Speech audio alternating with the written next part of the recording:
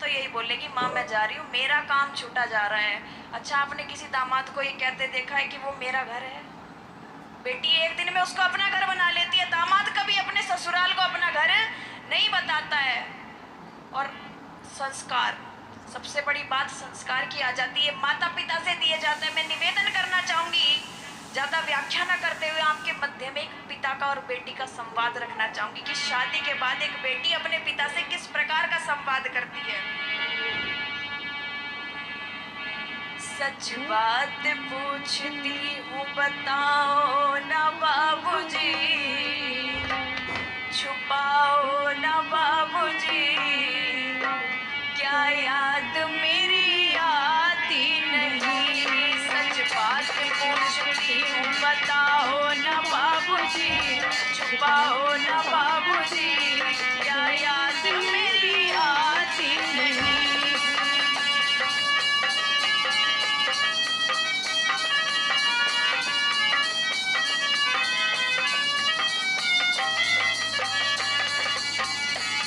पैदा हुई तो घर में भी मातम